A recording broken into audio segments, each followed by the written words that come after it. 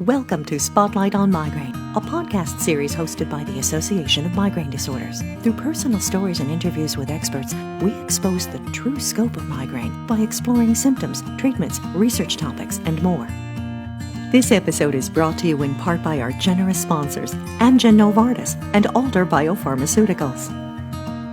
In this episode, Shoshana Lipson shares anecdotal reports about using CGRP medications for migraine, compiled by surveying the 6,000-plus member Facebook group CGRP and Migraine Community, which she founded. She details the findings in 4 areas: efficacy and expectations, adverse side effects, accessibility, and information flow. Most importantly, her studies include a broader range of patients than those permitted in clinical trials, allowing for a potentially more realistic look into the implications and outcomes of using CGRP antagonists. Since 2015, Amgen and Novartis have been working together to develop pioneering therapies in Alzheimer's disease and migraine. Together, Amgen and Novartis share in a mission to fight migraine and the stereotypes and misconceptions surrounding this debilitating disease. I am privileged to lead and to have founded a support group on Facebook called CGRP and Migraine Community. We just recently changed the name to Community from Support Group because that is really what we have become. We've been around for 9 months. We currently have almost 6,500 members. And not only do we have that many members, which is fast growing, but in the past month, over 6,000 of those people have actually been active. So just to give you an idea, for those who aren't familiar with Facebook, a lot of people join support groups and then just kind of forget about it. But in this support group, that is not the case. So my talk this morning is based on patient perspectives towards the CGRP inhibitor medications that were just released in 2018. And it's a really exciting time for us. I'm going to start with a quote from the American Headache Society paper, the consensus statement that was published in October 2018.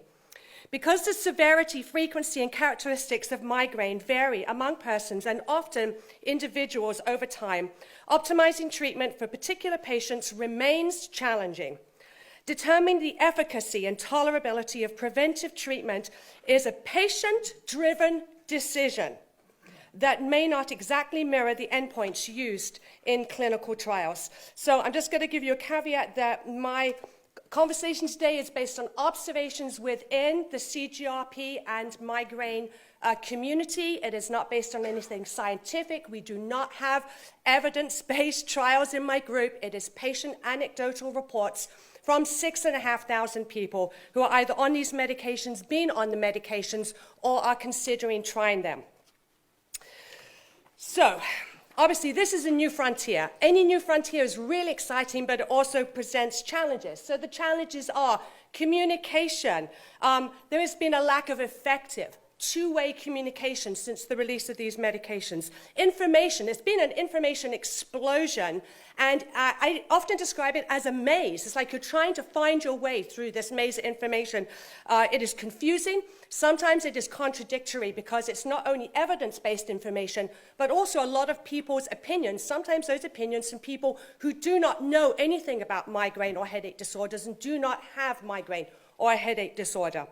The clinical trial results, there are concerns about some of them because of the what we would describe as a lack of representative portion from the migraine community, if that makes sense, because of the limitations and exclusions from the trial. It doesn't mean that the trial results were incorrect. It just means that there was concern for the high percentage of people who were excluded from the trials.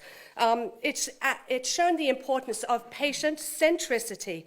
And right now, as many doctors have said, there are simply more unknowns than knowns, and it's really important to remember that. So I'm going to cover 4 key areas today: efficacy and expectations, side effects, adverse events, accessibility, and information flow. So I heard it said, actually on the Migraine World Summit, a couple of days ago that there is kind of a law of thirds that applies here. So roughly speaking, again, this is not clinical evidence, 1/3 of the people will have a fabulous response to these medications, 1/3 will have a so-so response, and 1/3 will have no response at all. Many headache specialists have put it in just 50-50. So 50% of people will get about 50% relief. And bear in mind that 50% relief does not mean that your headache will necessarily go away. Your migraine will go away. It's 50% relief. We've seen a huge range of responses within my group. So ranging from people saying, it has been life-changing. I have got my life back. I have gone back to school. I've gone back to work. It has transformed my family, my marriage, my job. One person wrote to me and said, I did a math problem in my head for the first time in years. A lot of people don't realize that with migraine, it's not just a headache, as Dr. Gordon says. It affects so many other aspects of your life and of your functioning, including the cognitive aspects. There are other people who say, I've got a new normal. You may think that that's exciting, and in many ways it is exciting. If you have chronic migraine like I do, then the thought of having, instead of, let's say, 22 migraine days a month, having 11 migraine days a month, you would die for that. You're going to think, wow, I'm going to have 11 more days. But it's kind of like childbirth, for those of you who have been through childbirth. You forget the pain. So once you're down to that 11 days, it's not long before you think, you know what, this is still not normal. 11 days a month, I'm devastated. I'm in bed. I'm incapacitated. I still can't make plans. So that new normal is not normal still. So these are not wonder drugs. I know that no one in the pharmaceutical company or the headache specialists are claiming that they are. But because of the hype and because of the discouragement until now with people who have migraine, there is a tendency to grasp onto it and think, this is going to be a miracle drug. This is my salvation. And it's not as easy as that. So that leads me to unrealistic expectations. You see the little roller coaster there. It really has been a roller coaster the past few months. There have been a lack of answers and communication, which has been really challenging frequently. Not surprisingly, the hottest topic online is side effects. So I hear it said from a lot of people on social media that they don't want to get on social media, or they discount what patients are saying on social media because, again, the hype happens there, but it kind of goes the other way. So one person gets on and says, my eyelids started twitching, my legs stopped working, and another person said, oh, my legs aren't working either, and I can't even open my eyes, and it kind of escalates up. However, that is not to discount everything that is said on social media. And the advantage of having a group as big as mine is that we are starting to see some general trends within the group, which are very interesting. There is definitely a concern about the restrictions for the clinical trials. We understand that there is definitely a high desire to get these medications to the FDA and to get them approved. However, the challenge is that the majority, the vast majority of people who have migraine disease have comorbid conditions that made them excluded from these trials, such as fibromyalgia, any other kind of pain condition, and a whole ton of other conditions I don't have the time to go into. People were also excluded for other reasons, sometimes because the medications they'd been on, or because they'd failed not 2 to 4 medications, but 20, 30 medications, also meant that they were excluded from the trials.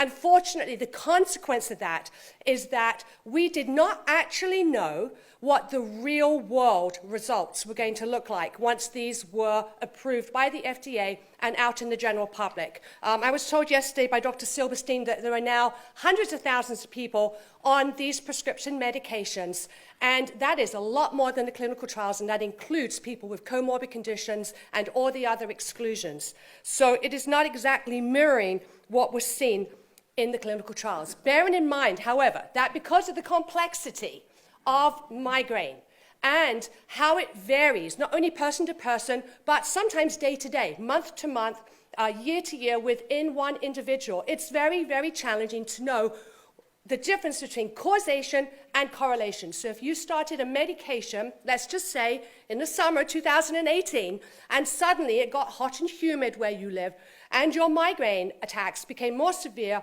or more frequent, was it the medication that caused that, or was it the fact that suddenly it was hot and humid? That's just one example. Obviously, there are so many triggers for migraine attacks that it becomes very, very complex, and we can only start to tell this over time as people keep migraine diaries and as we hear from thousands of people. People aren't sure how to report side effects they get. Should they report them? Are they making it up? Is it real? Why is their doctor not hearing them? Who do they report them to?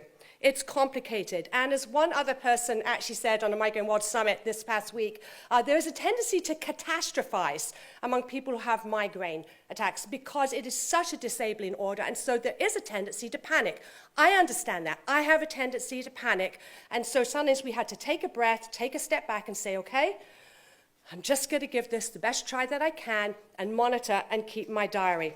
Very quickly, also, the other issue is, of course, medication switching, which did not happen in the clinical trials. A lot of people are switching from one of these inhibitors to the other, and there is not an awareness right now and a lot of disagreement between doctors about should there be a washout period between these medications? If so, how long should it be? And should that depend on whether you had to stop the first medication because of side effects or because of lack of efficacy?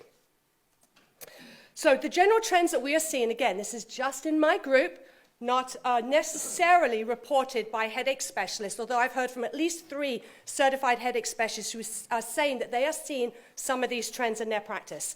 Hair loss, GI issues, fatigue, severe constipation that is sometimes sending people to the emergency room, allergic reactions, worse migraine attacks, body aches like the flu, muscle cramps, spasm, arthralgia. People are specifically saying that sometimes their triptans are less effective, while other people say that they're more effective. Sleep changes, dizziness, vertigo. Obviously, that's a huge list. I'm aware that this chart is way too small for you really to see much on it. I did that on purpose. But the general idea is this is kind of the range of things that we're seeing reported in the group.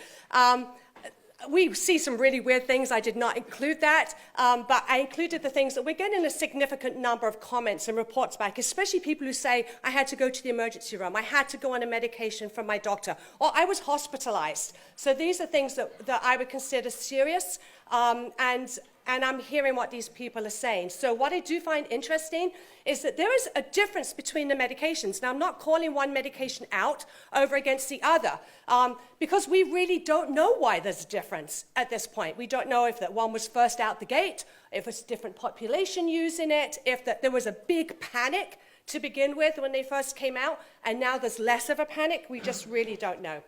So this chart you can see. These charts are based on a survey that I did for each of the medications asking, did you have side effects? And if so, what was your experience? And some of them were very specific questions. So it was interesting. We got almost 500 people that responded who had taken Aimovig. There was about 226 from Ajovy and 164 from Emgality right now. So what I found interesting is that there's a lot of people who are saying, yes, I'm having side effects. But just because you have a side effect, just like, an injection site reaction, which is really generally not significant, or mild to moderate constipation, which most of the time you can easily take care of and is definitely better than having a migraine attack, doesn't necessarily mean you're going to stop the medication. But if you look at the second chart, if you're looking at the people who stopped due to these side effects, again, there's a difference between the medications and the people who are stopping. And again, we don't know why that happened. Next subject, accessibility. So there are multiple challenges causing some issues in accessibility. We all know there was a somewhat chaotic rollout at the beginning to the large part that's just been resolved now. We're very, very appreciative, actually, that the first medication out made this medication available to everybody, except, unfortunately, I think the people in Massachusetts. So sorry about that. I have nothing to do with that. But the programs are complex. That's not a criticism of the pharmaceutical companies. We're really grateful. But people with migraine have a hard time taking all this information, trying to figure out where they fit in, trying to talk about it with their physician, and figure out which program that they are eligible for. And the programs keep changing, sometimes for the better. But it's confusing, to be sure. There are insurance obstacles. This is like one of the biggest frustration. I'm not even sure that I know what to say about that, other than really, in my personal belief, as a a migraine patient, I think that the decisions for medications should be a decision between the physician and the patient, and the insurance company should not have the right to say you've got to take something else or you have to stop taking this medication.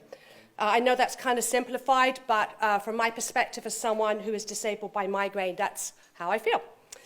Doctor access. This is a huge issue. I have to wait 3 months just to get an appointment with a regular neurologist, and there are no certified headache specialists on my insurance plan, even though there are many in my area. Other people who are able to get to certified headache specialists can wait 3 months, 6 months, sometimes longer. It's very discouraging, and there are some states where there are simply no certified headache specialists. And again, from the patient's perspective, just because a doctor calls themselves a headache specialist does not necessarily mean that they actually are a headache specialist. There is a big difference between a certified headache specialist and someone who just wants to start treating people who have migraine. A lot of patients do not know that, do not know the difference, and are not aware of the lack of education of so many doctors about migraine and other headache disorders, which is so sad. And then, of course, there's the cost issue, the cost of the medication, the co-pays, and especially for people who are on government-funded insurance, we do not have access to most of the access programs for patients, and so that often leaves those who are most disabled and most in need of these medications simply unable to get them. And my last topic, information flow. So the journey towards a more patient-centric healthcare system is not always smooth. It is so important to have two-way communication. It is important to see what is going on in social media, and I'm really excited at what organizations like the American Migraine Foundation are doing with having headache specialists on Facebook and doing live chats. So instead of reaching the ones and the twos or the tens, now you're reaching the hundreds and the thousands and getting accurate information out to people who desperately need it. And then, of course, the insurance companies, again, have complex and lengthy processes, and patients do not know their rights. I was actually reading some comments this morning in my group about people who are starting to panic because they got the first medication out the gate in May, June, July. The 12-month program where they had access to it is got a sunset, which is coming up rapidly, and they're starting to get denials from their insurance company. And for those people who have responded, they are panicking, and they don't know what to do. Self-advocacy is crucial. We really need doctors to listen to us. It's time to have a two-way conversation. The time for a parental model is very different than a partnership model, and we are asking for a partnership model. And finally, in conclusion, because my time is up. So, as a person with migraine, I would personally like to make a call out for the clinical trials, which are so important, but that there is less of an emphasis on speeding them to FDA approval and more of an emphasis on bringing a representative portion of the migraine patient population into those trials, so at the point where they become FDA approved, we have a better idea of real-world outcomes, and that is so important. Thank you so much for your time today. It's been a pleasure. Thank you for tuning into Spotlight on Migraine. For more information on migraine disease, please visit migrainedisorders.org.